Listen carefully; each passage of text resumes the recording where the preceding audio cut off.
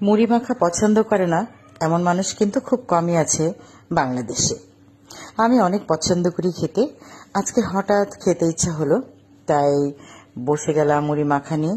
আর একটু ভিডিও করলাম, আপনাদের সাথে শেয়ার করছি। সবাই কম বেশি এটা বানাতে পারেন, এটা কোনো তেমন কঠিন কিছু না, খুবই সহজ একটা সিম্পল রেসিপি। তারপরেও ভিডিওটা শেয়ার করছি, ভালো লাগবে আপনাদের আশা করছি। আর গরম গরম পেঁয়াজু, আলুর চপ, ছোলা ভুনা এসব দিয়ে মুড়ি মাখা বেশ ভালো লাগে। আমার আজকে খেতে ইচ্ছা করেছে, তাই আয়োজন করে নিয়েছি। শুধু ছিল না বেগুনি আর টমেটো, থাকলে মনে হয় আরেকটু ভালো হতো। তারপরেও বেশ মজা করে খেয়েছি। সরিষার তেলটা একটু বেশি করে দিলে আরো বেশি ভালো লাগে, ঝাঁঝালো ভাবটা চলে আসে। শসা ছিল, তাই শসা কুচি করে নিয়েছি। আর আমি আবার একটু ইদানিং লেবুর রস দিই, তাতে স্বাদটা একটু বেড়ে যায়।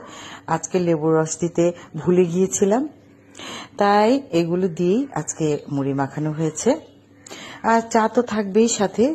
মুড়ি মাখার সাথে কড়া করে চা বানিয়ে নিয়েছি। মুড়ি মাখা খেয়ে তারপরে চা নিয়ে বসলাম। সন্ধে হয়ে গেল, সূর্য ডুবি ডুবি করছে। চাটা হাতে নিয়ে জানলার ধারে দাঁড়ালাম। বারান্দায় গিয়ে দেখি বিশাল খোলা আকাশ, সূর্যটা ডুবছে। হালকা হালকা হিম হিম একটা শীতের আবেশ এখনই শুরু হয়ে গেছে। ভোরবেলা কিন্তু একটা ঠান্ডা বাতাস আসে ঝিরিঝিরি। আশ্বিন মাস চলছে। আশ্বিনের শেষ থেকেই সাধারণত শীতের আনাগোনা শুরু হয়।